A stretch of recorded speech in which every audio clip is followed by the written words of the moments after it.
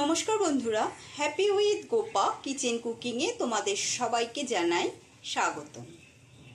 আজকে আমি তোমাদের সাথে শেয়ার করব খুব সহজ পদ্ধতিতে দুর্দান্ত স্বাদের কাচকি মাছের রেসিপিটা প্রথম থেকে শেষ পর্যন্ত দেখার অনুরোধ রইল। রেসিপিটা বানানোর জন্য এখানে আমি 300 গ্রাম মতো কাচকি মাছ নিয়েছি। মাছটা ভালো করে কেটে পরিষ্কার করে ধুয়ে নিয়েছি। ধুয়ে নেওয়া কাচকি মাছের মধ্যে এবারে দিয়ে দিচ্ছি স্বাদ অনুসারে লবণ, দিয়ে দিচ্ছি হাফ চামচ মতো হলুদের গুঁড়ো, আর দিয়ে দেব হাফ চামচ কাশ্মীরি লঙ্কার গুঁড়ো। আমি কাশ্মীরি লঙ্কার গুঁড়ো ব্যবহার করছি, তোমরা চাইলে ঝাল লঙ্কার গুঁড়ো ব্যবহার করতে পারো। আর দিয়ে দেব কিছুটা সর্ষের তেল। এবারে মাছগুলো ভালো করে মেখে 10 মিনিটের জন্য রেখে দেব।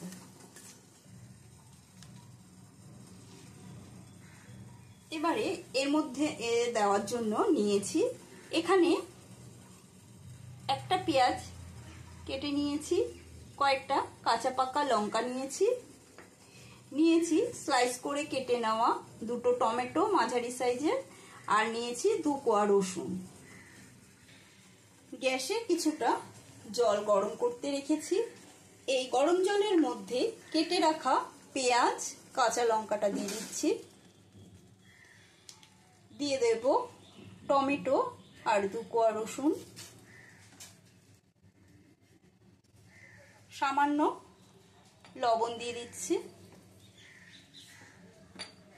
এবারে এটা ফুটতে দিতে হবে। পেঁয়াজ কাঁচা লঙ্কা টমেটোটা সেদ্ধ হয়ে গেছে। এবারে এটা নামিয়ে একটু ঠান্ডা করে নেব। ততক্ষণে এখানে আবার একটা কড়াই বসিয়ে দিলাম। কড়াইটা গরম হয়ে গেছে। এবারে কড়াইয়ের মধ্যে দিয়ে দিচ্ছি কিছুটা সর্ষের তেল। রান্নাটা সম্পূর্ণ সর্ষের তেলেই করব। এবারে সর্ষের তেলটা গরম হতে দিয়েছি।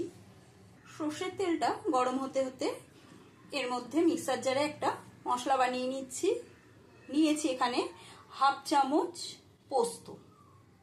পোস্তটা সামান্য জল দিয়ে মিহি করে পেস্ট বানিয়ে নেব।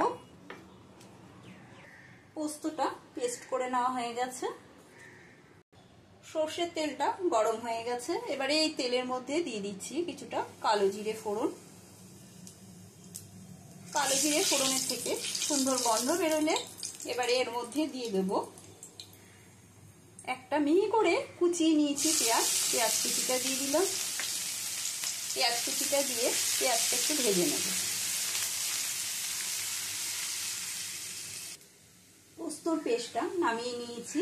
এবারে এই মিক্সি জারের মধ্যে সেদ্ধ করে নেওয়া পেঁয়াজ কাঁচা লঙ্কা 2 কোয়া রসুন টমেটো সেটাও দিয়ে দিচ্ছি। এবার এটাও পেস্ট বানিয়ে নেব। পেস্টটা হয়ে গেছে, এরকম মিহি করে পেস্ট করে নিয়েছি।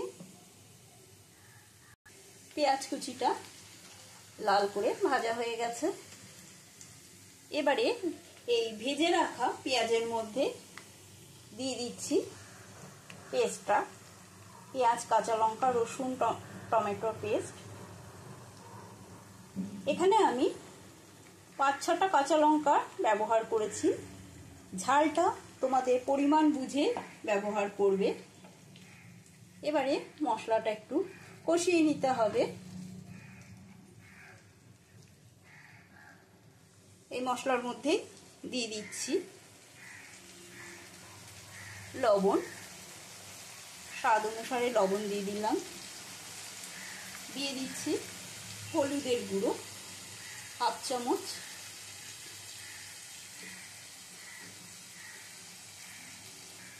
দিয়ে দিচ্ছি হাফ চামচ জিরে গুঁড়ো। এবারে সব মশলা একসাথে মিশিয়ে নেব। মিশিয়ে নিয়ে লো টু মিডিয়াম স্টিমে কষাতে হবে। এই মাছটা খেতে খুবই অপূর্ব লাগে। গরম ভাতের সাথে খেয়ে দেখবে। মশলাটা থেকে তেল ছেড়ে এসেছে। এবার এর মধ্যে দিয়ে দিচ্ছি বেটে রাখা পোস্তটা। পোস্ত দিয়েও একটু মিশিয়ে নিচ্ছি। মিশিয়ে নিয়ে এবারে এর মধ্যে দিয়ে দেব ম্যারিনেট করে রাখা মাছটা। ম্যারিনেট করে রাখা মাছটা দিয়েও মশলার সাথে কষিয়ে নিতে হবে মিনিট 4-5 ধরে।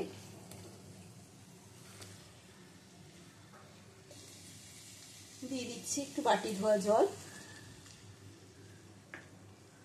যারা নতুন বন্ধু এখনো আমার চ্যানেলটা সাবস্ক্রাইব করে নাওনি তাদের বলছি চ্যানেলটা সাবস্ক্রাইব করে নিও। পাশে থাকা বেল আইকনটা প্রেস করে দেবে যাতে আমার রান্নার নতুন নতুন নোটিফিকেশনগুলো তোমাদের কাছে খুব তাড়াতাড়ি পৌঁছে যায়। তোমাদের একটা সাবস্ক্রাইব আমার চ্যানেলের জন্য বড় উপহার।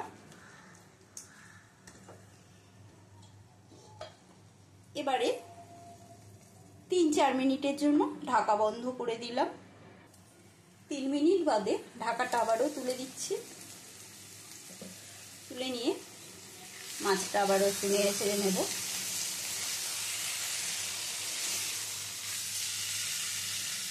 একটু হালকার উপরে নাড়াচাড়াটা করতে হবে যাতে মাছগুলো ভেঙে না যায়। কাঁচা মাছ যেহেতু ভেঙে যাওয়ার চান্স থাকে সেই জন্য একটু হালকার উপরে নাড়াচাড়া করে নিতে হবে। মশলা থেকে পুরো তেল ছেড়ে দিয়েছে। এখন এর মধ্যে দিয়ে দেব সামান্য জল। জলটা দিয়ে মিশিয়ে নিচ্ছি।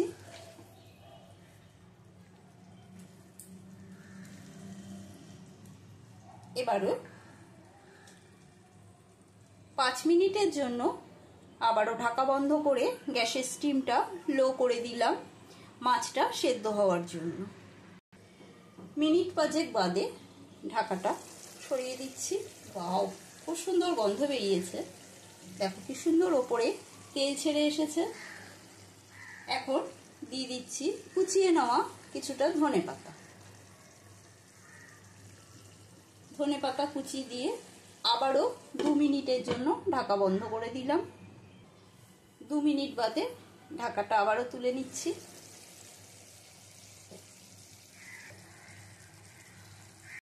আজকের মতো কাচকি মাছের তেল ঝাল রেসিপিটা কমপ্লিট।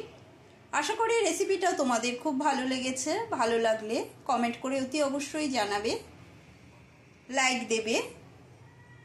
আর গরম গরম ভাতের সাথে নিজেও খাবে, পরিবারের সকলকে খাওয়াবে। আজকের মতন এইটুকু। আবারও অন্য কোনো নতুন রেসিপি নিয়ে হাজির হব। সুস্থ থাকবে, ভালো থাকবে। ধন্যবাদ।